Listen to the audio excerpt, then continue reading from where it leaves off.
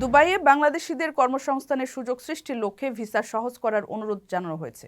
বুধবার দুবাই ইমিগ্রেশনের general directorate of residency and foreigners অ্যাফেয়ার্সের director general lieutenant general Mohammad Ahmad Al মারির সঙ্গে সাক্ষাৎ করে এ অনুরোধ জানান দুবাই নিযুক্ত বাংলাদেশের consul general Mohammad Rasheduzzaman. Director general তার দপ্তরে নবনিযুক্ত কনসাল জেনারেলকে স্বাগত জানান এবং তার দায়িত্ব পালনের সময় দুবাই ইমিগ্রেশনের পক্ষ থেকে সর্বাত্মক সহযোগিতার আশ্বাস দেন।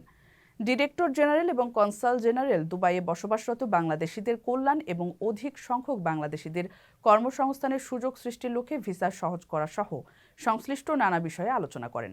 এ সময় দুবাই ও আমিরাতের অন্যান্য অবকাঠামোগত উন্নয়নে অবদানের বিষয়ে ডিরেক্টর জেনারেল বাংলাদেশিদের প্রশংসা করেন। বৈঠক শেষে ডিরেক্টর জেনারেল কনসাল জেনারেলকে দুবাই ইমিগ্রেশনের সদর দপ্তরের বিভিন্ন বিভাগ ঘুরিয়ে দেখান। কারো কাছে স্বপ্ন পূরণ, কারো আনন্দের উপলক্ষ, আবার কারো জীবন পাল্টে দেওয়ার মুহূর্ত, কখনো জীবন বাঁচাতে সর্বোচ্চ গতিতে উড়ে চলা, কারো আবেগের শেষ মুহূর্ত, আপনজনের শেষ বিদায়ে শামিল হওয়া, এমন সব ইচ্ছে পূরণে সর্বনিম্ন ভাড়ায় দ্রুতগতির বাহন প্রবাসীর হেলিকপ্টার। আপনার প্রয়োজনে যোগাযোগ করুন আমাদের হটলাইনে।